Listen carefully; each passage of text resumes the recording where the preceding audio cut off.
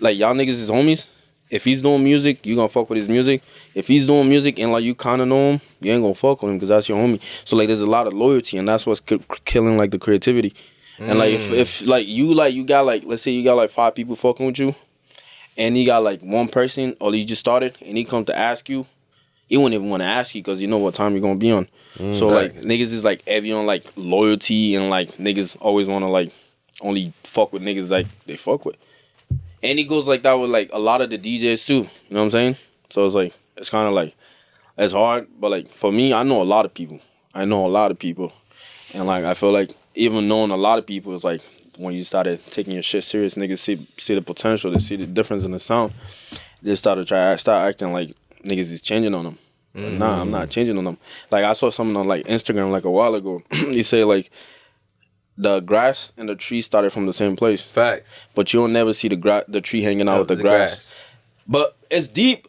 But again, it's like when the branches fall off the tree, what happens? They fall into the grass. And then what does the grass do? It basically decompose it. And then he strengthen what? The tree. Exactly. So they all go hand in hand. Yeah, everything works so without together, without the grass, there's no tree.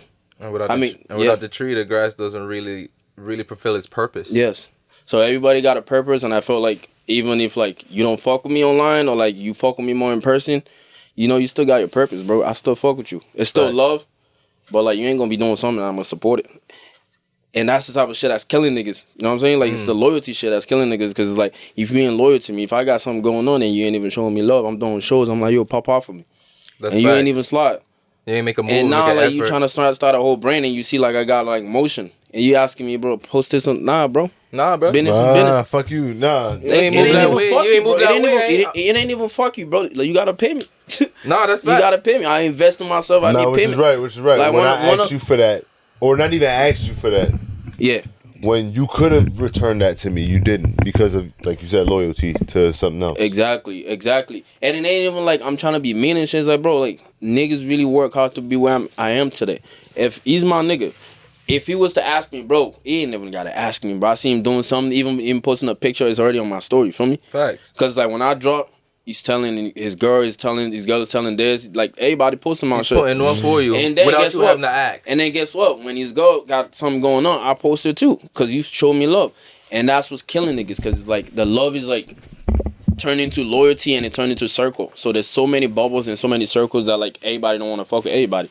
Because niggas see your potential. It's like, let's say you got 5 fans, right? And you got 5 fans, and I got 5 fans. If niggas feel like you're better than them, they ain't gonna work with you, because I'm gonna take your 5 fans, I'm gonna take your 5 fans. Yeah, and but it's the chances of you taking my fans, good luck. See, what's crazy is, right? What's crazy is the math of support is a weird thing, right? Say we all got 5 fans. It's not gonna, if we all got 5 fans, we all share each other's shit. Now, you got 15 fans. Now you got 15 fans. Now I got 15 fans. But in reality, it don't even really work like that. Though, yeah. Niggas don't think like that. Like I said, but in reality, it don't even work like that. Those 5 fans is probably 2 of them is probably gonna like the same music, because you got to think about, it's like a Venn diagram. It's like you as an artist here and the other artist is here. It's only so many people who's gonna find commonalities and similarities between y'all same type of creativity. But that is true. Go ahead, bro. I was gonna say, but it's a more like, what you trying to say? I think is niggas feel like, if they give it, they gonna take them 2 fans from you. Now you got 3 fans. No, exactly. But niggas don't understand how people work. People like to consume more than one thing. Yeah, exactly. Like they don't want something good, and then it comes to an end, and they can't find something just as good that they can replace it for. Exactly. So that's why I feel like you don't, like, people always say, right, this artistic field is saturated. But that's a fucking lie. You want to know what I noticed? It's not saturated with good shit. That's what's missing. Yeah, there's a lot of people doing it, but how many people are doing good shit in what they're doing? So no, the game what we're playing, it's not oversaturated, because as long as you come with good shit and you put the work in, you're gonna stand out. I promise you. But that's the fair though. That's the fair. Because if niggas feel like you said, let's go back to the example of like the 5 fans. You said 2 fans might like my shit, but that's all the 3 fans that also know I do music. Facts. You might not fuck with my music, but when you see me, not forget even later, not everybody like Davido, not everybody like Burner, not everybody like Drake. True. But you know who the fuck Drake is. And like if he drops, you're like, yo, let me see if I like it. Or like if you see him, you're like, you know what, I'll go to his concert because my homie, my favorite artist worked with him, right? Mm-hmm. And then that's how it worked in reality. Because if I got 5 people watching my story and you got 5 people watching your story and 5 people, that's 15 people. Online, it seems like nothing. 15 likes seems like nothing. But put 15 people in this room and see how crowded that bitch would be. Fact. And if 15 people is singing the song the 3 of us make together, the other 5 gonna have to catch on. Like 15 people is already singing. They don't gotta fuck with me only. They could be 5 people could be singing your verse, 5 people singing my verse, 5 people singing my verse. Those 5 people tell another 5 people that tell another 5 people, another 5 people. That's how niggas grow. But it goes back to your last statement is when you niggas feel like you make good shit and you're putting in harder work, they don't want to work with you because they know those 5 people gonna make you bigger. And they know they're not putting the same effort and like their music won't reach as far as your shit. It's like niggas ain't gonna fuck with you, bro. But that's not a reflection on you. Yeah, it's not a reflection on you, but niggas hate to see you win. Yeah. But you know what the better thing is? Niggas is not gonna be the niggas around you is not gonna be the reason you win. Like they're never the reason you win. Niggas around you is not gonna be the reason you win, but it hurts niggas to see niggas around them supporting other niggas. I like to hurt niggas' feelings. Well, but that's what it came to. You have to. Why? So you hurting other people's feelings means like you're not gonna fuck. You're not gonna fuck. That's not even that. It's because I learned, my nigga. No matter how hard you try to be good in this world, you're still gonna offend somebody. Facts. Unintentionally. Like if you get 99, there's still one. Yes. Still one. So at this point, I just want to live my truth for me. That's why I said I'm okay if I'm offending somebody. If I'm being me, I'm okay with it. Because you want me to compromise and dilute what I'm bringing to the table and how I can potentially change the world because a small group of people are offended? Exactly what I was telling you was like, me personally, I really don't live my life to please people, bro. All my niggas we coastin', high grade we smoking, on the highway we rollin', crackin' bottle we toastin'. And with that, what y'all said, fuck y'all niggas, cause We Done Whiskey's in the motherfucking building. One of the best motherfucking podcasts out there. The best honestly, motherfucking podcast out there. I'm smoking a spliff and rolling a spliff at the same time. You niggas don't do that. And I'm drinking. Thinking about pouring up. What the fuck you talking about? But more importantly, honestly, I keep getting more fucking excited for this shit. Yeah. I was already excited from the jump. I was like, yes. We got somebody from fucking Rhode Island about to come in here. Excuse me. We better have a great ass fucking time. You know, and then we started listening to his music more, and I was like, oh, this nigga makes some good ass fucking music. You know, first we always have to start off, of course, the hit Champagne Wishes. Yeah. We got questions. We're gonna get there. Let's do it. Let's do it. But before we get there, another one that I fucking personally fuck with, and we had this conversation off camera, but I just have to reiterate while we're on air. Things I Should Have Said.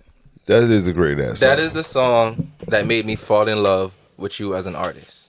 Appreciate you, bro. And it was the end that made me fall in love with you as an artist more. It made me connect with you as a person. It made me connect with you as a human. And I understand how passionate and how genuine you are when it comes to giving piece of you in your music. Like, you're literally giving pieces and parts of you in your music. And that was the song that put it all together for me. So after I started hearing songs after that, it just made me feel like I was listening to it for the first time all over again because I was understanding you on a whole different level. Appreciate you, bro. It opened so much doors, my nigga. And that's when I realized your fucking potential. Even more. And I was like... And then you came in here and told me you'd only been doing music since around COVID. And I was like, really, nigga? That shit don't even fucking sound like it. Nah, you sound like you've been doing it for a while. You have a veteran flow. The quality that you put in, and you can tell you are a nitpicky person. And what gave me off of that is because you said you don't put up projects that much a year. You only drop a few singles of the year, which means you take time to craft your magic. Mm-hmm. You know? You don't just throw it out there and just... hope somebody gravitate towards you. You put intention and purpose behind it. I get all of that when I listen to your music. But I overstand even more just hearing you speak in person. Like, I understand the whole... not fully, but I see the vision. I see where you're going. And with that being said, welcome another great fucking personality in Weed and Whiskey, man. Mm-hmm. We have somebody straight from OT. And if you not from OT... You know what OT mean. My nigga from out of town, and he's gonna come take over CT. Like, it's a fucking storm in this shit, man. We got fucking Young BD in the building. Yo. Go by the name of Young King BD. I forgot the king? Yeah, you can't forget the king. I'm sorry. First rewind King. on come Can't against forget the Select. king. first name Young, last name King. First rewind on come against Select. Yeah. We have a great fucking personality in the building. He don't get lit, so we getting twice as lit for him. But it don't matter because his personality is just as lit. So he's keeping up either way. Carry the energy with him. Either way. So we have a great personality, Young King BD in the fucking building. Welcome, my guy. Appreciate you, my bro. Appreciate the speech, bro. You touch my heart. You make me want to go harder now. I hope so, because I want to go harder now just from having you in here, dog, and just being able to embrace the energy that you carry as a person on some real shit, dog. I like speaking highly on people. That's just me. I feel like any chance I get to speak highly on somebody, I'm gonna fucking do it, even if I'm overdoing it. Appreciate you, bro. Yo, so And I appreciate it a lot because I seen the way you talk about you don't care about offending niggas. So for you to say some shit like that, I know it's real and genuine, bro. And Like, like I some said, real I'm shit. speaking biasly, but I'm being true to me. Mm-hmm. That's why I started this fucking podcast, so I can speak my truth. Appreciate you, bro. That's it. So one thing I read about you, right, is that you don't like to put yourself in a genre, Yeah. right? Yeah, You like to mix R&B, rap, Afro beats, Yeah. and drill music. Yeah. So one thing I do get from your music, right, and I don't know how many times you've gotten this, is country. Country? You know what? That's not wrong. That's not wrong because you're not the first person to tell me this. I was talking to a different A&R, like in the mirror, and he was like, yo, you know what? As much as your music is rap and like there's so much diversity, like I can hear like a country It's pop. country. It's soul, bro. Like I listen to your music, and I know, like, and don't take this the wrong way when I say this. There are some songs you have where you're not technically on beat, as they would say, but it flows so well because it's soulful. And I know you mean it when you At first, say it threw me off. I'm not gonna lie. When I heard those, at first it threw me off, but I understand what you're trying to say. You couldn't set it in the little bit of bars that was given with the beat. That's what I mean. So you made it work. Yeah. It means something. It's not just, I'm not going to skip this bar because the beat don't allow me to. I'm going to allow myself to. You know what's crazy? I actually appreciate you for bringing that up because like I've done a lot of interviews, a lot of radio shows, and a couple podcasts, and like nobody's ever mentioned that. But this is always a conversation between me and my engineer and like the people in my band that understand music. It's like, bro, you were switching between keys, you were going off beat, but you were like, it sounds good. Like my engineer was telling me like, yo, listen, I can't stretch this chord longer than this, but the way you're doing this.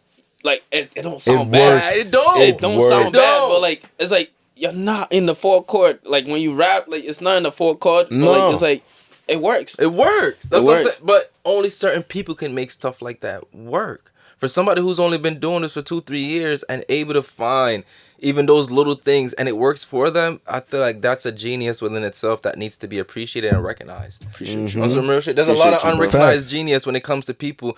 Like, there's a lot of people who start playing basketball at a late age and become a star. Like Joel Embiid. Yeah. Joel Embiid. You never know Yeah. when you become a star. You never know what's for you. You know? True. Do you believe in putting in your 10,000 hours? Have you ever heard that saying? I've heard it, but I can't speak from an intelligent place on it. Elaborate. Like, okay, intelligent might be. Yeah, that's what I'm saying. Elaborate before I say anything. I can't speak. Like, if I speak on that, my understanding of it is so little because I feel like it's more of like something I've learned briefly. The 10,000 hour is something I've learned like briefly, so I can't really OD go into it. Like, I have a conversation with you, but I could keep up with a conversation on it. If that makes sense. I Like, got I'm you. the type of person that like I like to educate and I like to be educated. So I'm saying in this topic, with the 10,000 hour, this is a topic where like I would be educated because it's something that I know. I'm not ignorant to the topic, but I can't.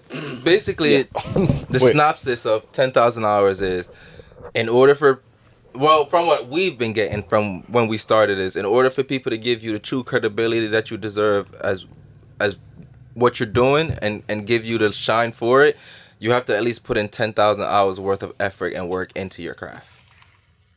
That's when you become like an expert and being able to be recognized as somebody who actually do it. 10,000 hours considers you an expert. I don't know what 10,000 hours look like when it comes to this shit. Years. How many though? There's 24 hours in a day. How many days do I have to fucking put work in this shit? All Who got a calculator? I gotta go back a little bit, backtrack, and explain the reason why I said I can't speak from an intelligent place, which probably not the right word, trustful word, but I know. the reason why I'm saying you would have to educate me on this, because me personally, I don't believe in time. I think time puts you in a box. I love so that. when you said 10,000 hours, it's something that I abolished from like my vocabs. Because that means you have to take you out of So- what you already predisposed No, for because yourself. that means I have an expiration date and I have a start and a stop. Okay. So if you're telling me I have to put 10,000 hours in before like I could start getting results, that means no matter what I do, it's either I don't give up or I don't start until 10,000 expires. but when did this 10,000 hours start? It doesn't matter what time it But is. that's what I'm saying. It wouldn't really matter because when do you consider it starting? From the idea? From the physical action? When you were born. When you were born? You never know when you start that Because 10,000. music is art. That is. Art is not something that's generated in an instant. It's something that, like, no matter what kind of arts you do, it represents your experience, your life. So if you're putting that in a 10,000 hour time, so are you telling me that my music journey started when I first experienced my first heartbreak or when I first experienced my first loss?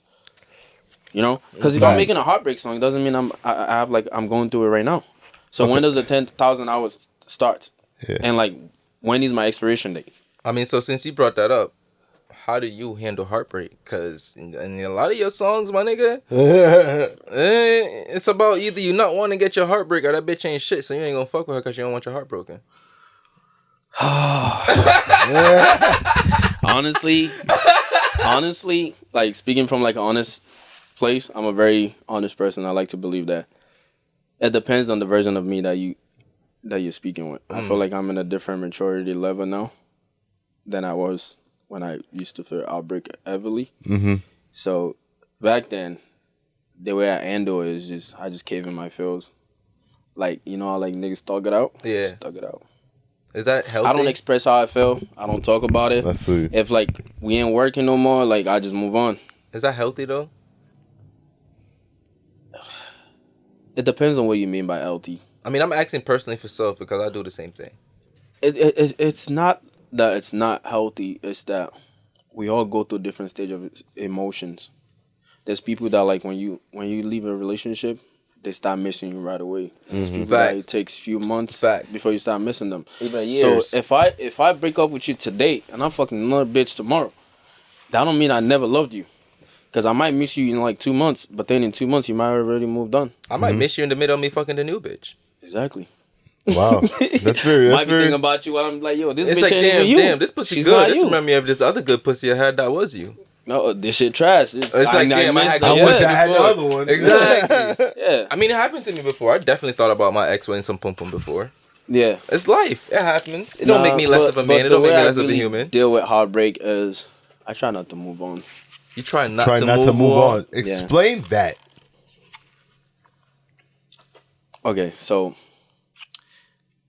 I feel like, are you familiar with the saying of love circle? No, cycle. Yeah. Circle. Like Yeah. like a circle, not Yeah. cycle.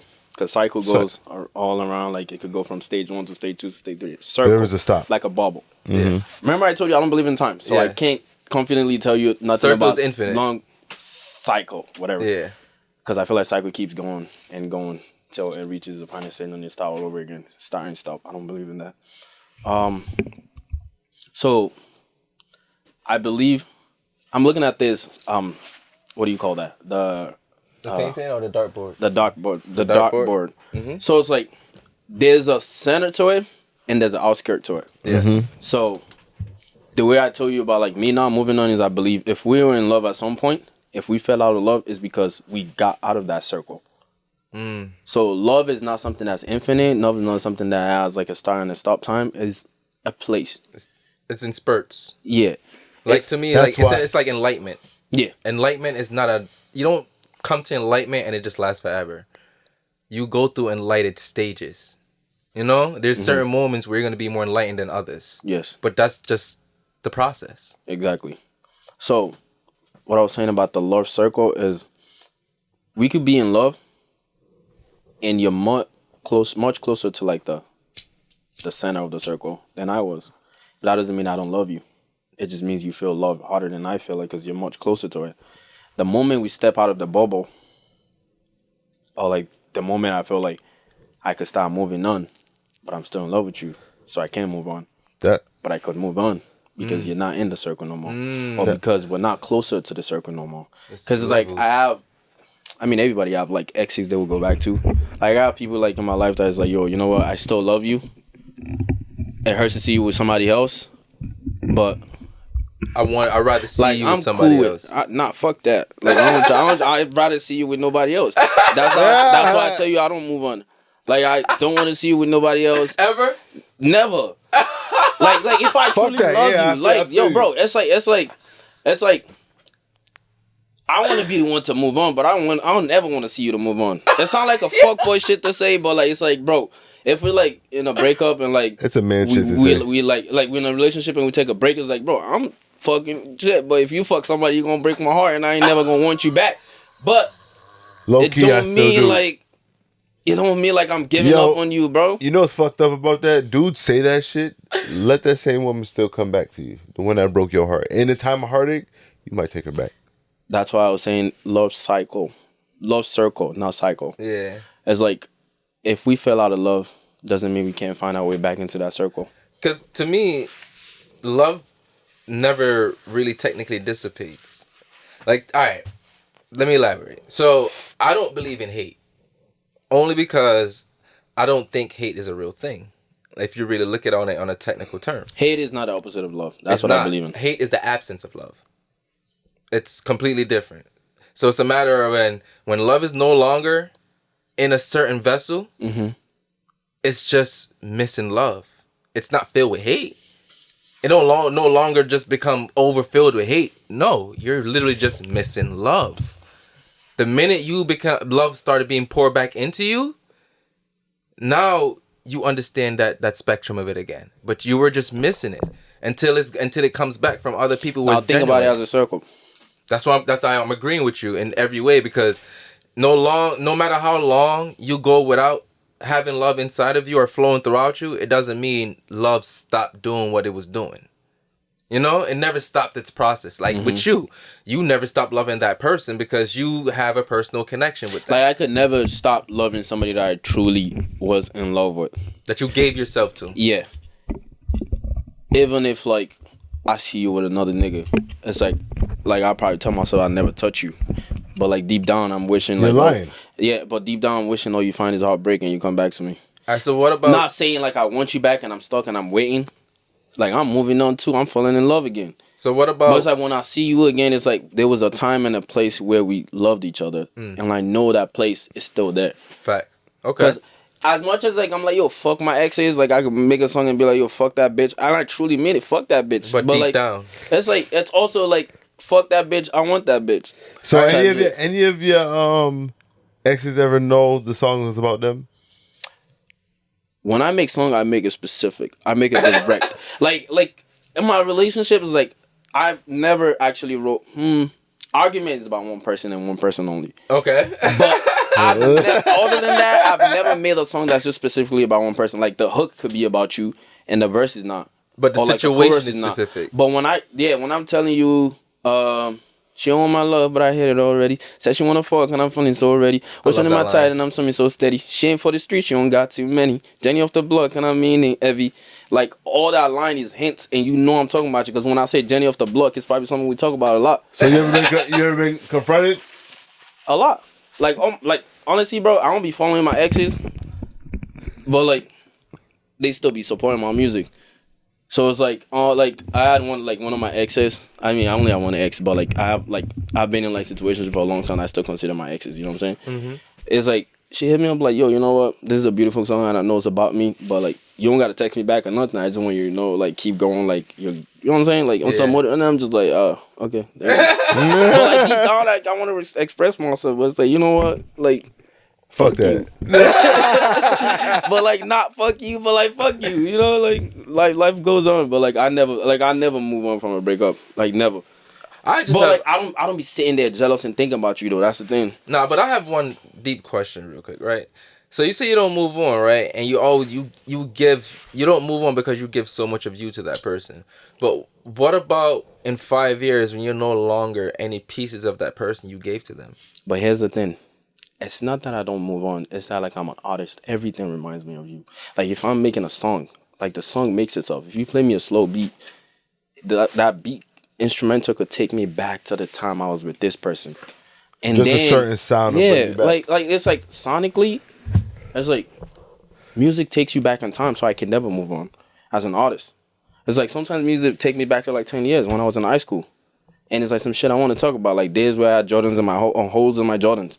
It's like I can't move on from those moments, no matter what. Like I think I'm starting to get your pattern of thinking now. I'm starting to get this time isn't real thing. Time doesn't exist. It's like here's how I think about it. Let's go a little different to time doesn't exist, and then the conversation will make more sense. And this is probably gonna get deeper for a lot of people because I know a lot of people struggle with like mental issue. So imagine we're on a 12-hour clock and you're depressed at 1 o'clock. You're happy at 2 o'clock. At 3 o'clock, you're nonchalant. 4 o'clock, you might be happy again. 5 o'clock, you could be depressed again. So time is not a start and an end. It's so much of something that's infinite. But always there will be a glimpse of love, glimpse of peace, freedom. You know what I'm saying? Yeah. So it's like, if you're feeling like depressed and you're feeling sad or like you're going through a bad breakup at this moment, it doesn't mean it's gonna stay like that. Because time is not like a start and an expiration. It's more of like a phase. This is now. It's like a day and night. Yeah. Like you can't really put numbers on a day and night. You could calculate when it's gonna be what, not. But really, it will always be day and it will always be night. It will always be dawn. It will always be this. So it's like whatever you're feeling, there's opposite of it somewhere else. If you're deeply in love with someone, there will be a time in your life where you will not be deeply in love with them. But that doesn't mean you won't come back to this phase of being deeply in love with them. Do you believe in parallel universes? Somewhat. Because to me, that's kind of like that. It's like in one dimension or one universe, you're deeply in love. In another universe, you're going through something, but you're swapping phases back and forth. In a way, like I don't like to believe in something I can't fully, confidently express myself. You know what I'm saying? Do you really have a degree in chemistry? Yeah, I have a degree in biochemistry. I graduated with cellular molecular biology with a degree in biochemistry, and I was double majoring in medical lab science and biochemistry. But during COVID era, I started making music, and like I was supposed to do an internship for a year in hospital, but I didn't want to do it because the COVID was crazy, and like I was living at home, and like I already had a degree in biochemistry. I finished all the requirement for the medical lab science. It was just an internship, so I didn't do that. But I did graduate with biochemistry. You one of them smart ass niggas and be like, you know what? I'm bored. Let's try something different. Nah, facts. Like, bro, the way my music journey started is exactly like that, bro. Me and my bro was in the studio, like not even the studio. We was in my dorm, and like he was telling me like, yo, bro, like I got the FL studio. You want to rap? And like on some real shit, this is the first time I ever said this like on like online and shit. It's like he played A Boogie. This is my shit, you know. And then I started freestyling to it, and then he was like, yo, this shit sound good. We should start freestyling more. And then that's how I started. So you like, can freestyle? Nah, I don't like to freestyle. I make my music from freestyle. The reason why I don't like to freestyle is because my mind is never in like on the same page with my thoughts. So like if I freestyle, I'm gonna say some shit I don't want to talk about. Because I don't like to put stuff in my music that could be used against me, or like stuff that like I can never move on from. You know what I'm saying? It's like I've experienced some things that like I'll never put in my music until I'm comfortable with it. Like you said, if you listen to like things I should have said, I said a lot of things. If you really paid attention to it. Let's break that down a little bit, because there's some stuff I want to talk about on that real quick. It's quick, but I just want to touch on it real quick. Most importantly, my fuck, it hurts. The African proverb. Mm-hmm. Like, because you're really good at making simple shit in depth. The African proverb is simple as Are you familiar with the African proverb that goes? No, it's not even that. Is the African proverb is there's no difference between a wise man and a fool when he falls in love. Yeah. And elaborate on that a little bit through your experiences. It's the same. I could tell you're a very intelligent person, which means you have wisdom within based off the path that you walk. But at what point do you feel like even when you were being a fool, you still end up in the same circumstances? It goes back to the whole idea of love is not a cycle, it's a circle. No matter how smart you are, you will fall in that hole. And so you never know if a rabbit hole belongs to a rabbit or like a fox. Until you're in the hole. Like you could go in the hole to try to go catch a rabbit. Like if a rabbit just jumped in the hole, you go in the hole, it's like, yeah, I got him now. I'm gonna burn him out. And then you try to burn it out and then a fucking python comes out of it. Like a wise man, the wisest person would be a fool when it comes to love. Facts. And if you can't be a fool, then you can never love. That's how you. Because love is not just an emotion. There's nothing logical It's a about place. love. Love is a place. Like no matter how smart you are, no matter how intelligent you are, you're still a human. Most powerful people, men in the world, fall victim to pussy. Yes. And I do a lot of illogical shit for pussy. Most men do a lot of logical shit for pussy. listen, the moment you start feeling like, you know what, I don't want to do this because it's stupid. I don't want to be in love with this girl. Sure, it's because you're not in love. But once you fall in that circle and you started sinking. Yeah, you don't question it. Being in love is scary as fuck, but magical at the same fucking time. Loving is good. Being in love is scary because what do you call being in love? For me personally, I was having a conversation with somebody that I'm messing with. It's like, how can you say you're not in love with me if you want to do a lot of things with me?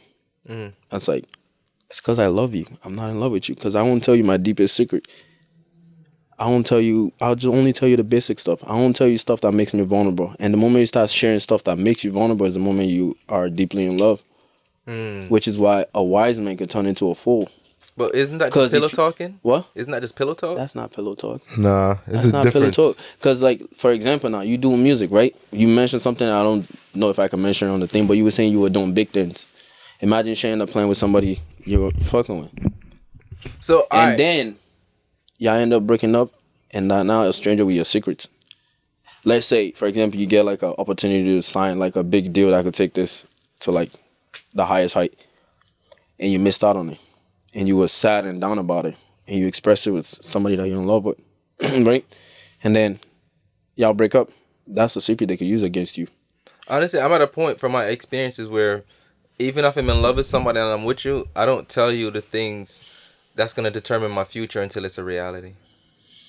But exactly. But that's what I'm telling you, though. In my definition, you're not in love with the person. Because if you are in love with the person, you never... Like, love is so plain and simple that, like, if you're in love with somebody, you're not even like a book. You're just at the table. Like, they own all of you.